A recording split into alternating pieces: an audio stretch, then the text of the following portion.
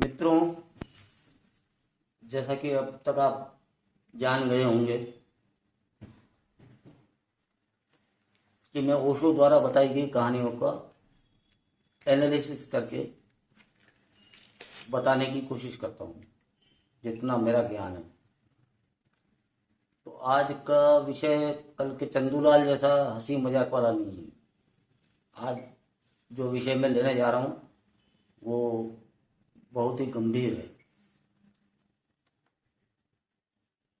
ओशो ने जो कहानियाँ बताई है वो भले किसी और से रिलेटेड हों, तो आज मैं ऐसे ही बुद्ध के जीवन की एक घटना के बारे में आपको जानकारी देने जा रहा हूँ।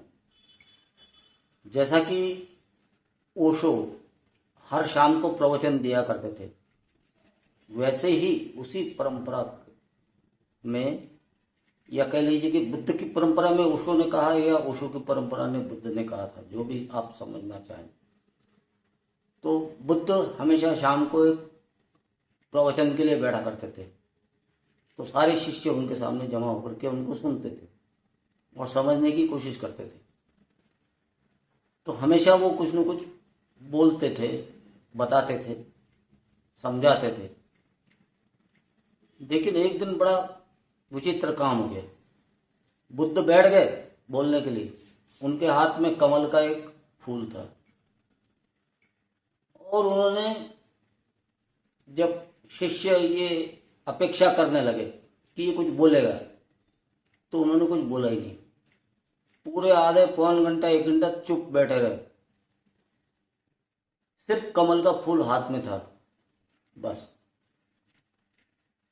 तो इतना होने के बाद में उनके शिष्यों में एक शिष्य था जिसका नाम था बोधिसत्व।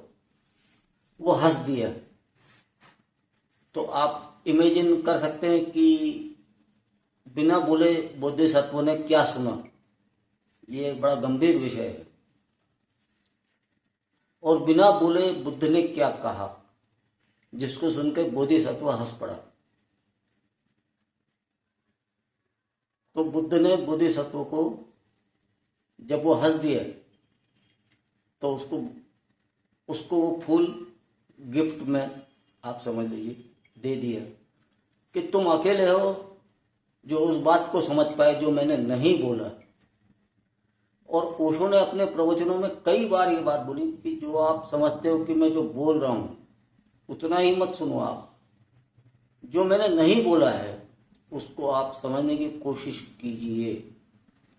तो ये इस कला में इस तरह से सुनने में जो सक्षम हो जाते हैं कि जो नहीं बोला है उसको समझने में जो सक्षम हो जाए, वो शिष्य, मतलब आप समझ लीजिए कि बहुत सारी सीढ़ियां लांघ के आगे बढ़ चुका है। क्योंकि महावीर भी ऐसा ही करते थे।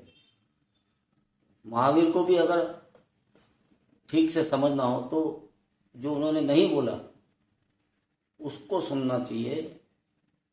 साथ में जो बोला है वो तो सुनना ही है, लेकिन जो नहीं बोला उसको जो सुनने की कला है।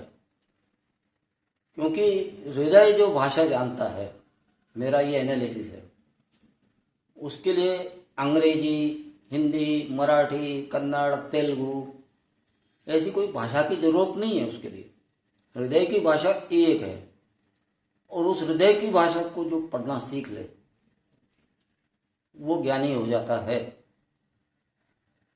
तो आज की कहानी मैं यहीं ख़त्म करता हूँ। आपका बहुत धन्यवाद है, आपने सुना। बहुत धन्यवाद।